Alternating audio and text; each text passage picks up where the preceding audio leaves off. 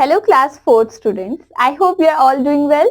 Today we are going to start with the chapter 2, that is sources of history.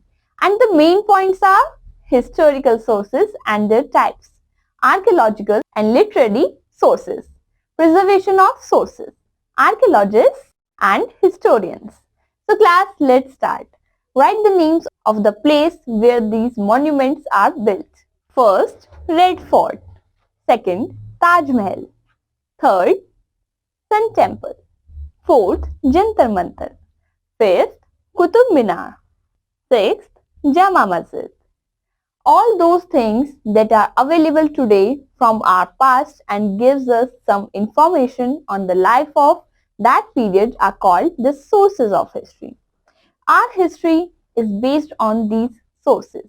These sources gives us systematic information about the people, their customs and traditions and their main activities. These sources can be of two types, archaeological sources and literary sources.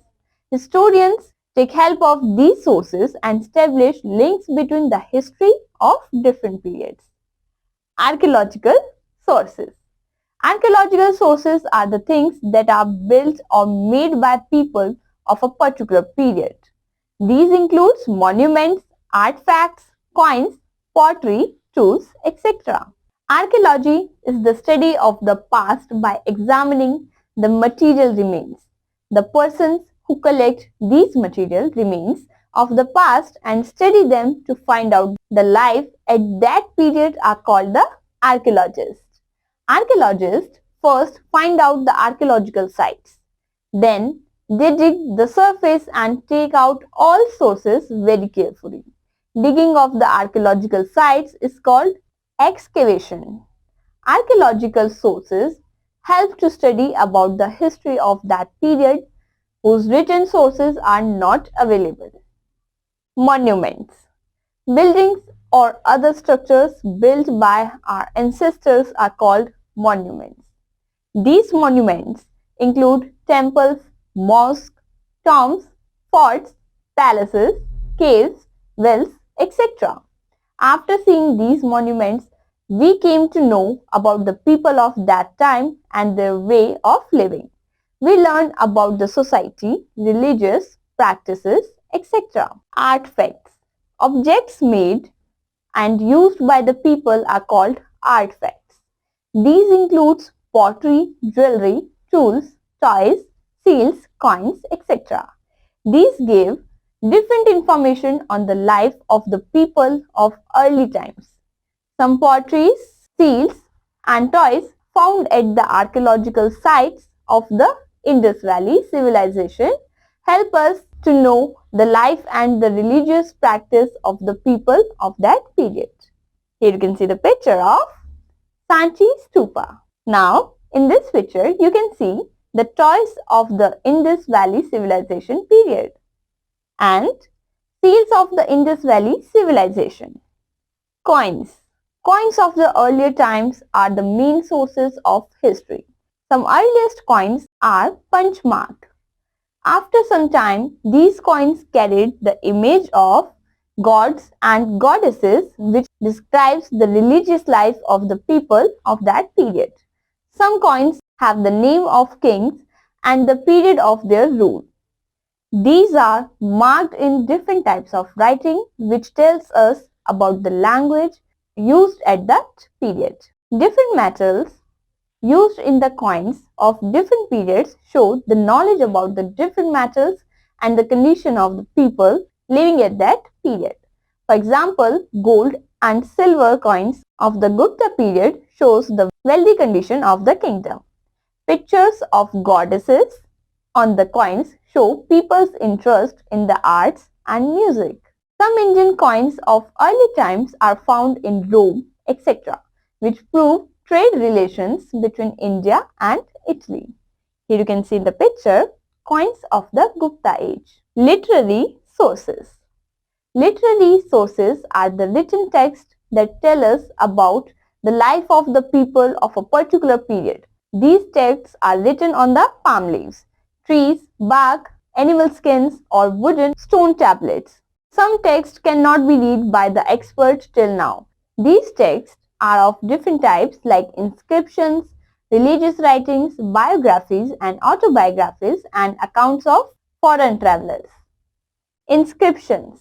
Inscriptions are writing or engraving on wood, stones, seals, cave walls, temple walls, pillars, bricks and stones, wooden or copper plates. These inscriptions gives us information on the life of a king, his decisions, orders, life of the people, etc. For example, inscription on Ashoka's pillars gives us information on the life of Ashoka after the Kalinga War. Here you can see the picture, inscription on Ashoka's pillar. Religious writing. Some religious writings like the Vedas, the Upanishads, the Ramayana and the Mahabharata gives us details information on the life of people of that period. These also inform us about the religious practices of the people. Biographies and autobiographies.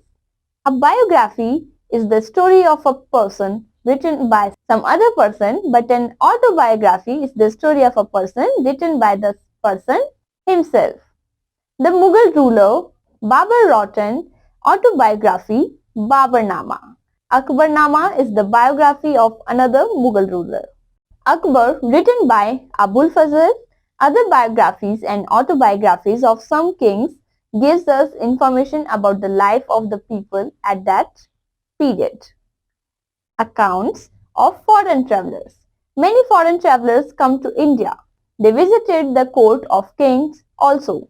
For example, Megasthenes was an ambassador to the court of Chandragupta Maurya.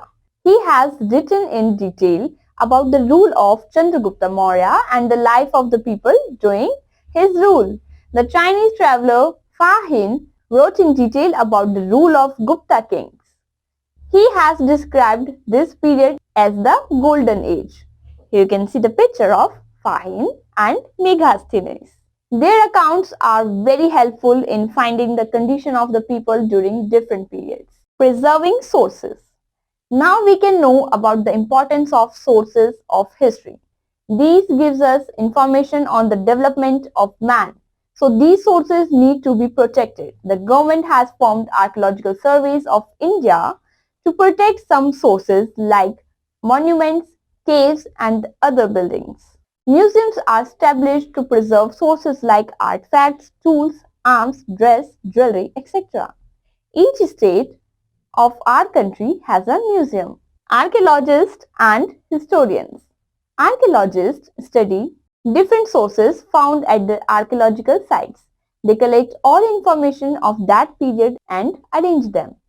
Historians arrange these information and use the physical evidence given by the archaeologists and write history of the past.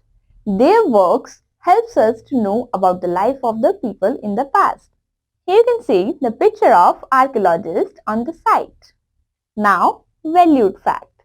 We should protect our sources of history. Awesome fact. All stories of the past are not a part of history. Now kids, let's learn new word. Archaeology. Study of the past by examining the material remains. Accounts. Reporting or writing. Now, let's remember all things related to our past which give us some information on the life of that period are called the sources of history. Sources that gives us information about our past are of two types. Archaeological sources and literary sources. Monuments, artifacts, coins, jewelry, etc. are archaeological sources of history. Inscription, religious writing, biographies, autobiographies and accounts of foreign travelers are literary sources of history. Archaeologists collect information and historians use them to write the history of our past. I hope you all like this session. Now we will meet in the next class. Till then, bye-bye.